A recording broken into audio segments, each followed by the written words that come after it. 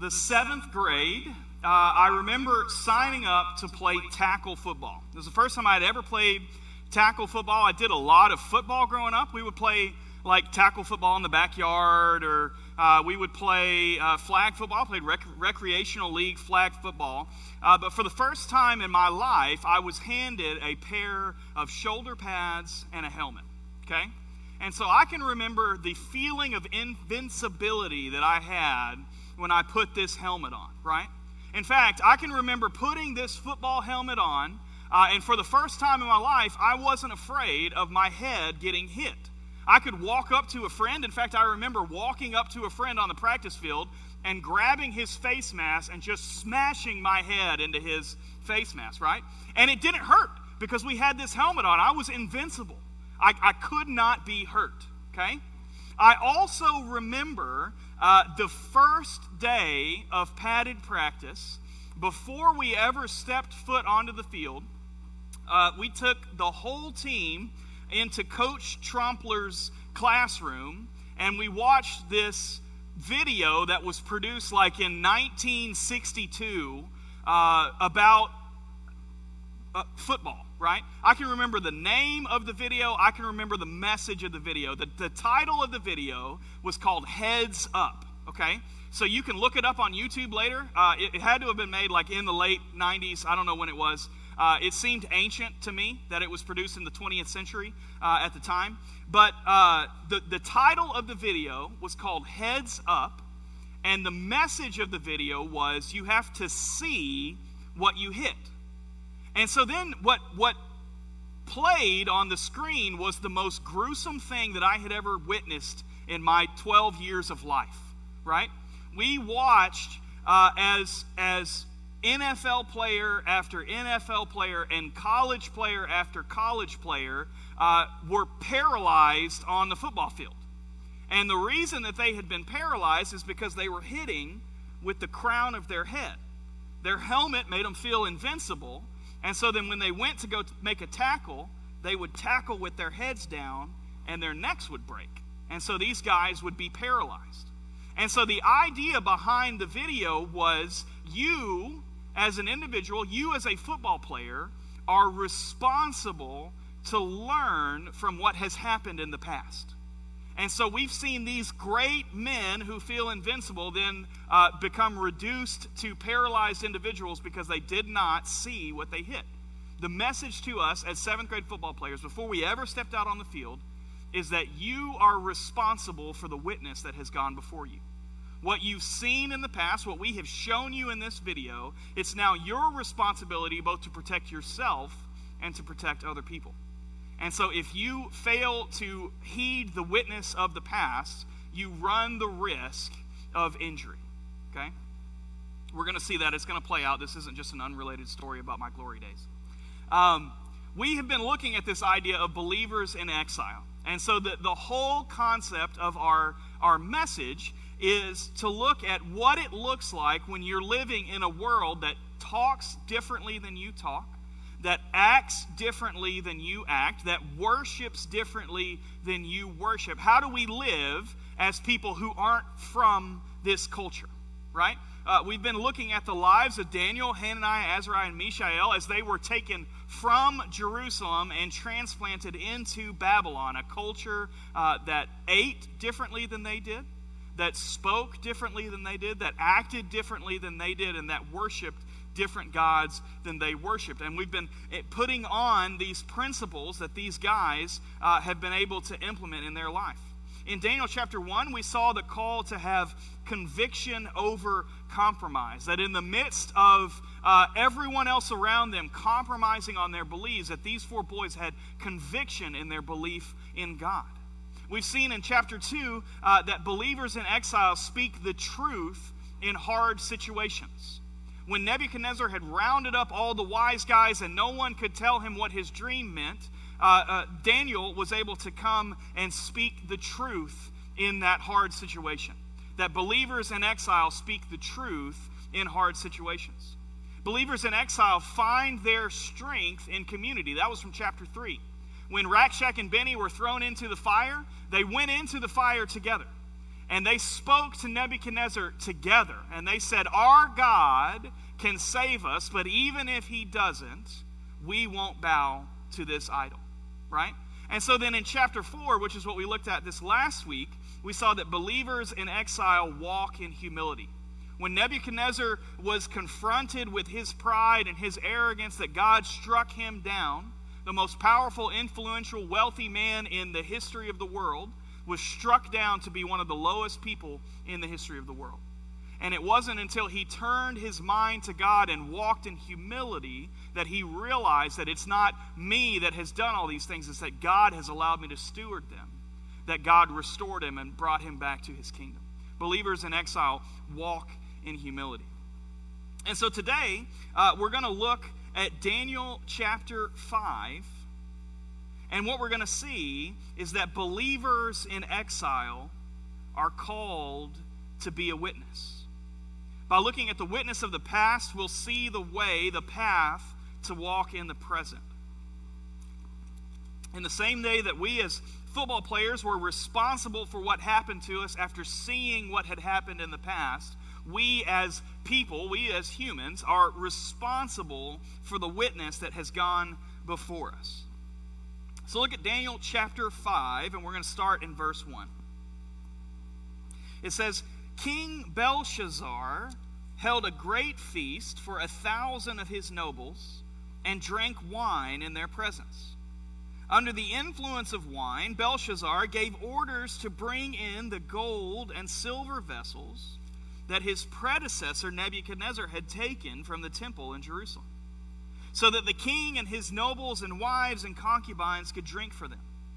And so they brought in the gold vessels that had been taken from the temple, the house of God in Jerusalem, and the king and his nobles and wives and concubines drank from them. They drank the wine and praised their gods made of gold and silver, bronze, iron, wood, and stone." Let's stop. There's a lot going on already in this passage. All right?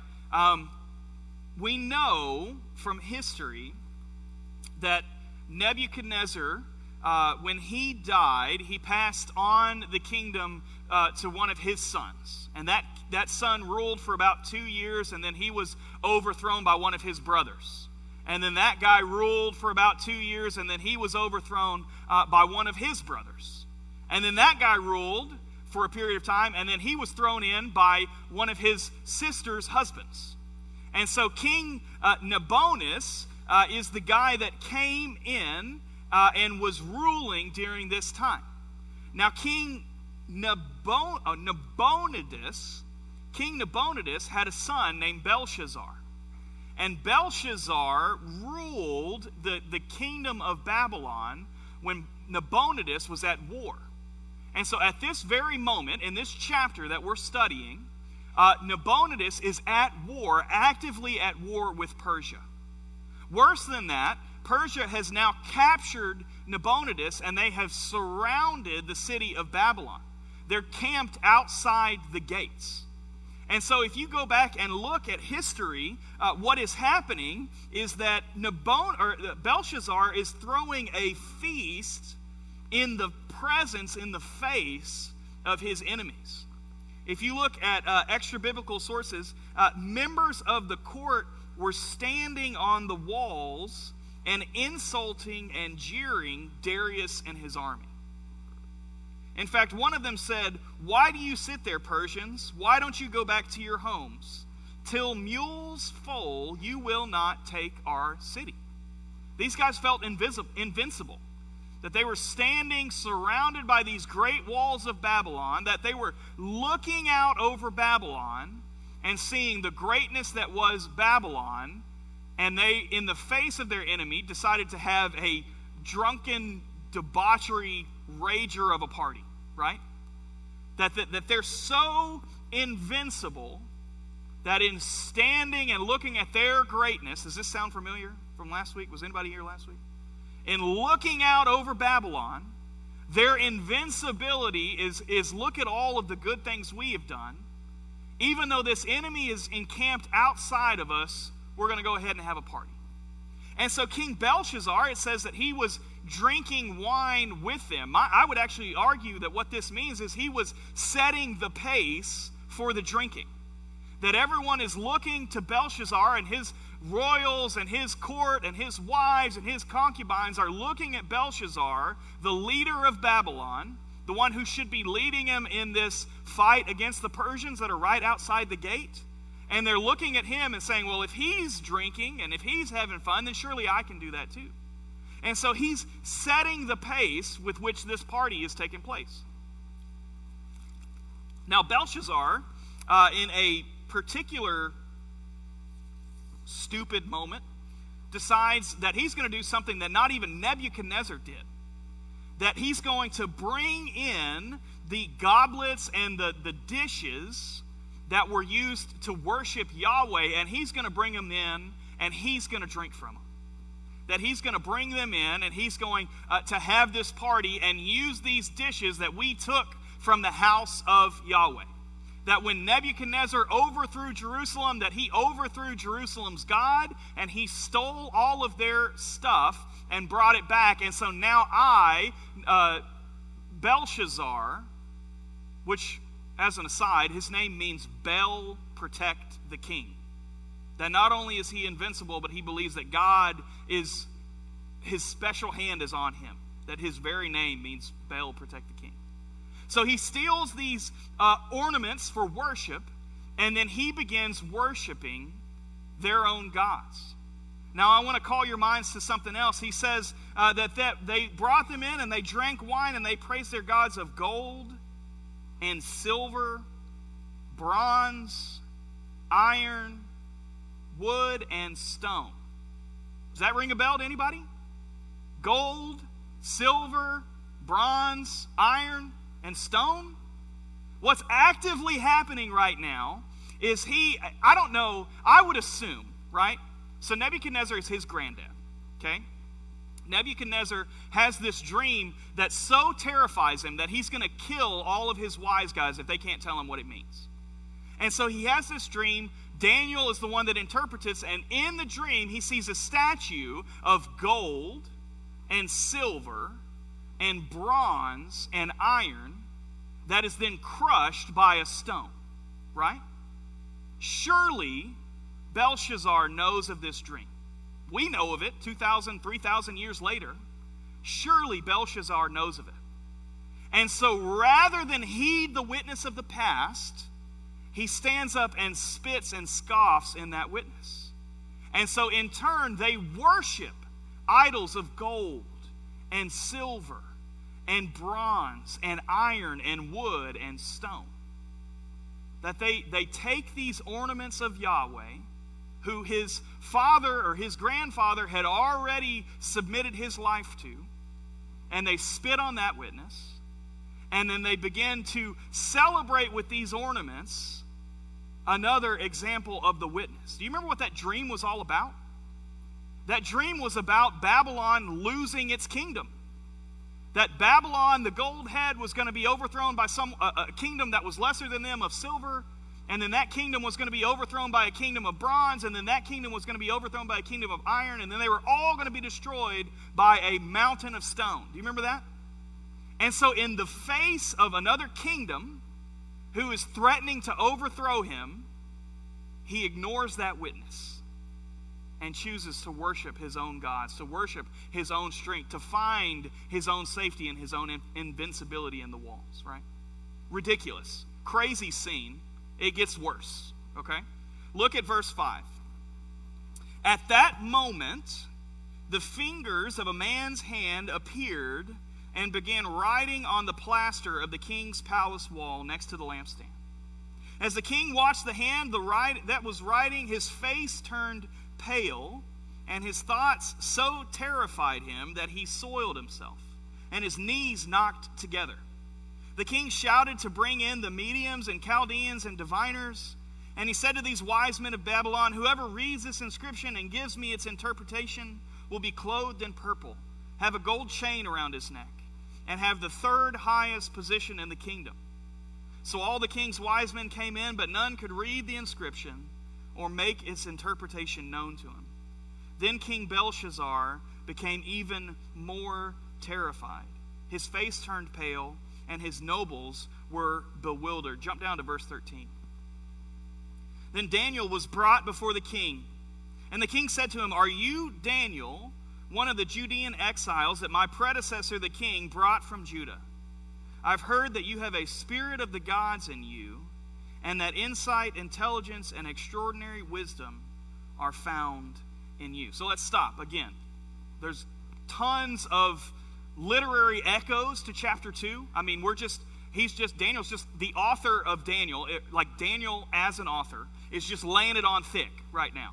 This is chapter 2. What's happening is chapter 2. Go back to chapter 2. Read chapter 2. See what happens in chapter 2. So Daniel, the author, is telling the reader, hey, what is happening right now is crazy. In chapter 2, Nebuchadnezzar has a dream. He's so freaked out, he's so terrified that he screams, and all of his wise guys come in, and none of them can tell him the dream or interpret it, right? And then in chapter 2, Daniel is the only one that can tell him the dream and interpret it. Right now what's happening is Nebuchadnezzar is in the midst of this party. It's a rager unlike anybody's ever seen. Everybody's drunk, everybody's having a good time, and they're spitting in the face of their enemies. Nothing could be better. And then all of a sudden, this hand just appears. I think of the Addams Family. Remember that weird little hand that used to run around? This thing shows up just floating in the air, and in the view of everyone, it says it's right near a light source in the room. This isn't a trick of the light. This is a well-lit area. This disfigured hand begins writing on the wall. Nebuchadnezzar's so freaked out that my translation chose to translate that phrase as he soiled himself. Some of your translations might have said that his joints gave way. It's a weird idiom to translate into English, but basically he was so freaked out that everything south just gave out on him. That his knees start knocking together, that he falls on the ground. This is not a behavior becoming of a king. Okay? He is freaked out, and he calls in all of his wise guys, the best guys in the kingdom, to come in. None of them can do it. And then all of a sudden, the king's mother, which would have been Nebuchadnezzar's daughter, says, hey, there was one named Daniel who did this very same thing for my father. Go bring in Daniel. He has a spirit of the gods in him, and he can tell you what this dream means. And so then when Daniel comes into the room, Belshazzar bows up to him. He peacocks him. He says this. He says, then Daniel was brought in, and the king said, "Are you Daniel?" Some translations say, "You are Daniel, one of the Judean exiles that my predecessor the king brought from Judah. I've heard that you have a spirit of the gods in you, and that insight, intelligence, and extraordinary wisdom are found in you." What he's saying is, don't forget who you are, Daniel. You're Daniel. You're the guy that we took from Jerusalem. Don't get it mixed up in your head. You're one of my subjects. You're one of my servants, and you're going to tell me what this means. Right? And so he offers him all of these entrapments. I can give you the third highest position in the kingdom. You'll be right below me. My dad, Nabonidus, is the king, and then I'm the king regent, and then you'll be the number 3 guy. Kind of like Joseph in Egypt, right? And then he says, I'll give you wealth, and I'll give you prestige, and I'll give you power, but you've got to tell me what this means. And so then if you keep reading, Daniel actually rejects all of those things, but he's willing to interpret the dream. Jump down to verse 22 here. Verse 22 says, "But you, his successor, Belshazzar, have not humbled your heart, even though you knew all this. Instead, you have exalted yourself against the Lord of heavens.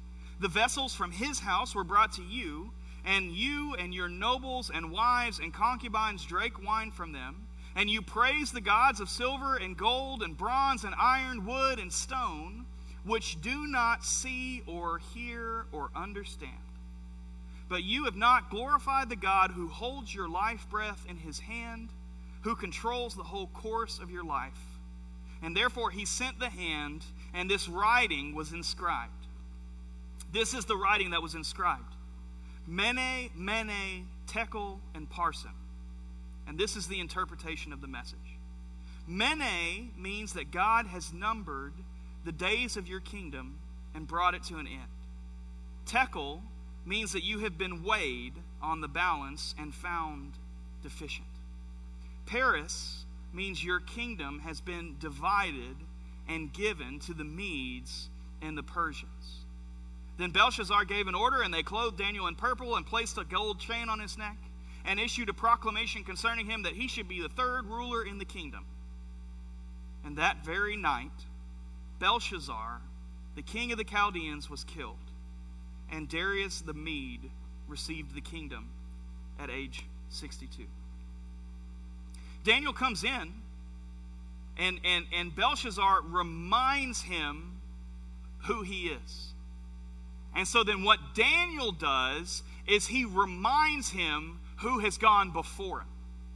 He begins to list out everything that happened to Nebuchadnezzar. Your predecessor, Nebuchadnezzar, did this very thing that you're doing. Your predecessor, Nebuchadnezzar, raised himself up. He walked in pride. He walked in all of these things. And God humbled him. God stripped him of everything he had. And yet you were aware of that witness, and you chose not to heed it.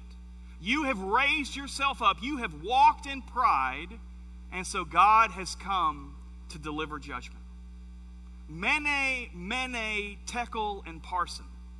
That was what was written on the walls. This is actually where we get the English idiom, the writing on the wall. I quit my job because I knew they were going to fire me. I saw the writing on the wall, right? This is where that phrase comes from. Because what it means is that you have been weighed, you have been measured, you have been found wanting, and the kingdom is going to be taken from your hand. He begins to translate these phrases.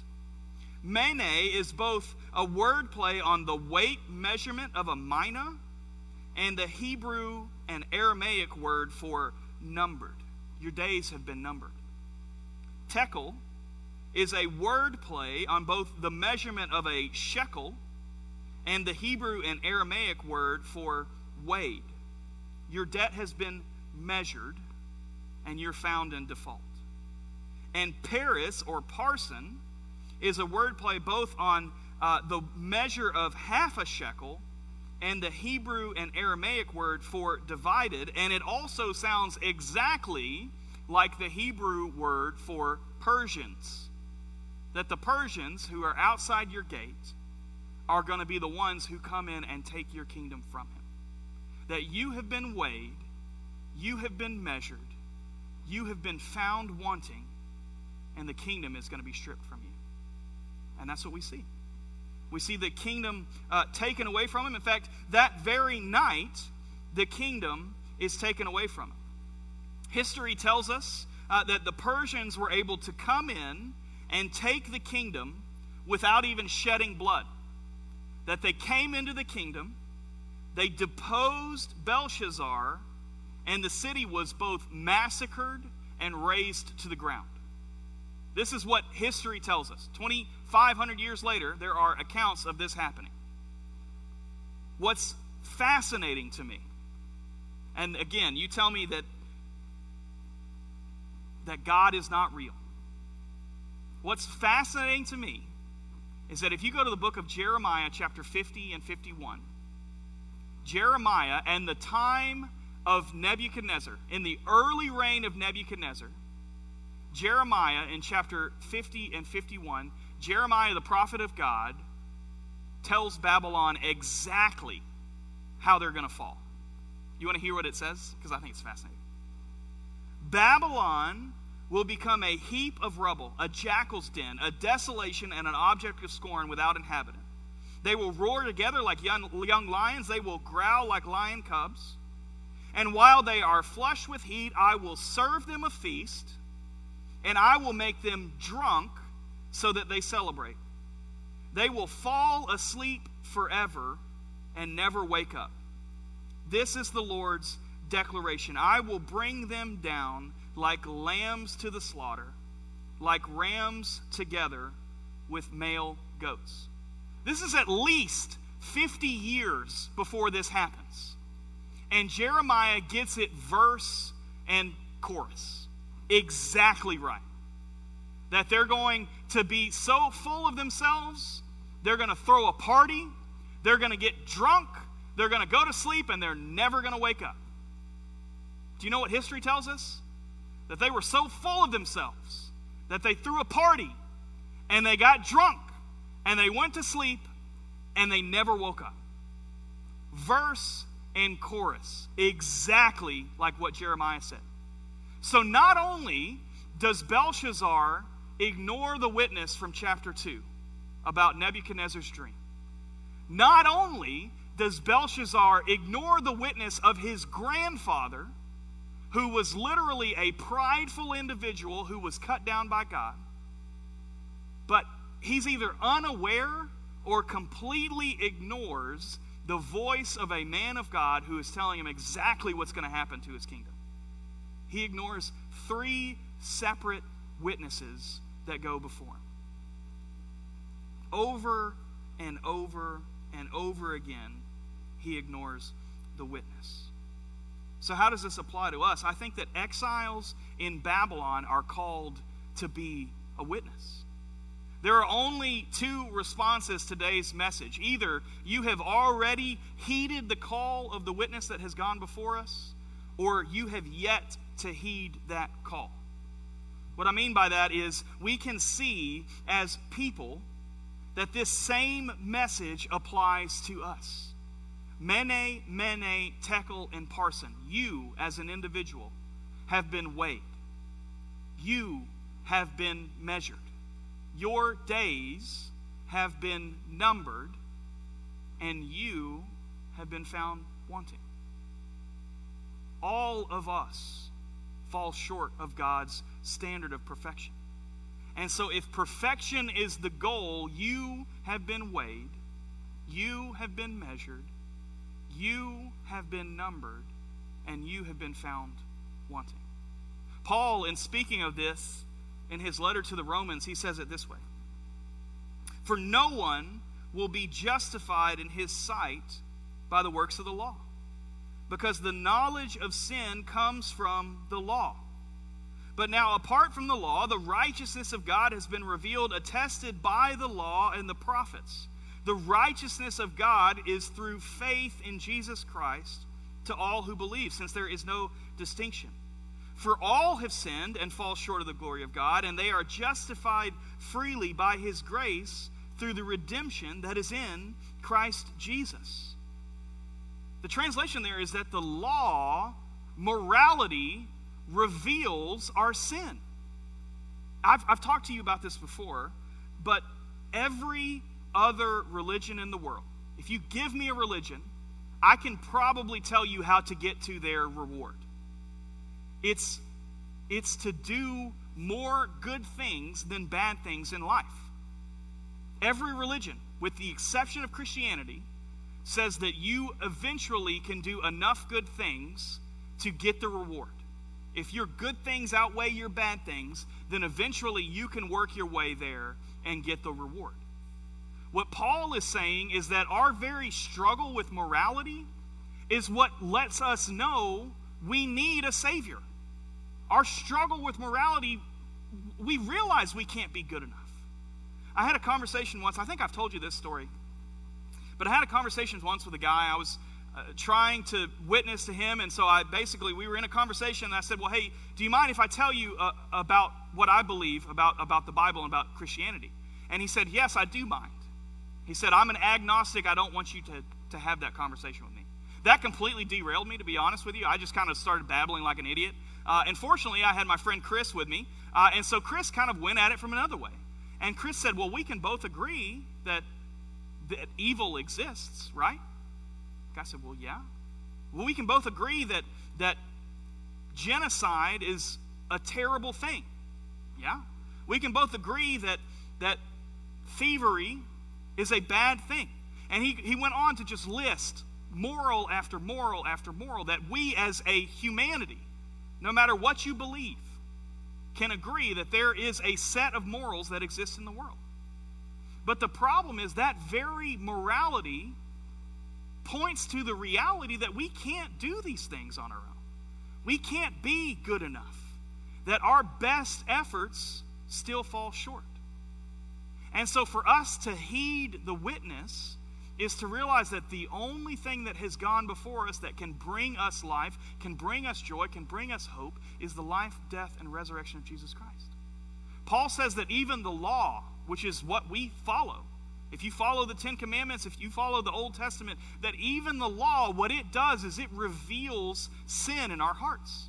It reveals the fact that we cannot keep the law. That the more that I try to keep the law, the worse that I get at it. The more aware of the law that I become at it, the more that I realize I'm failing and failing and failing. That the only role of the law is to point to our need for a Savior. And so that's the encouragement. He says that that righteousness of God is through faith in Jesus Christ to all who believe, since there's no distinction, for all have sinned and fall short of the glory of God. And they are justified freely by his grace through the redemption that's in Christ Jesus. So what does this tell us? There's only two responses to the witness that's gone before you. Either you have accepted that free gift of grace, or you haven't. If you're in this room and you have not accepted the free gift of grace, that is the life, death, and resurrection of Jesus Christ, then this is the witness. You don't have an excuse today. You have heard me tell you that you have been weighed, you have been measured, you have been found wanting, and without Jesus, you will not receive the reward. That there is no works-based way to accomplish what you're trying to do. That it's only through the life, death, and resurrection of Jesus Christ. If that's you today, the message that you have to heed is that Jesus is the only way. That his life is a gift to us that we receive. That's not something that we earn. It's not something that we do. It's something that we just say, yes, I can't do it. I come to the end of myself. I humble myself. Come to the end of myself and say, yes, it is Jesus. But if that's not you, if you have already accepted that free gift, which I would say would be the bulk majority of you in this room, you're not off scot-free, to be honest with you. Because believers in exile are called to be a witness. God's exclusive way of the gospel going out into the world is through his church. God's exclusive way of bringing people into a saving relationship with him is through you. God has been intentional about where you live. God has been intentional about where you work. God has been intentional about the people that are around you, and the intentionality is for you to be a witness. People in our world are hurting. People in our world are lost. People in our world are in need of a Savior. Salvation isn't just about the end game of going to heaven at the end of our lives. Salvation is about finding healing and love now, bringing people to Jesus now. And so there are people in your life that need Jesus now. If there aren't, then maybe the job, the chore for you to do this week is to go find out where those people hang out. Don't spend your time in the bars, but maybe go find somebody. Go find out where people who need Jesus hang out. I can guarantee you they're there. Statistics say that if Bonham is 10,000 people strong, that about 1,000 of them have a relationship with Jesus where they're in church. So that means there's 9,000 folks in this community that you can choose from. Don't even worry that you're stealing somebody else. There's 9,000 of them. That's 90 just for you sitting in this chair. 90 people. Believers in exile are called to be a witness. We're called not to ignore the witness of the past, but we are called to be a witness in the present.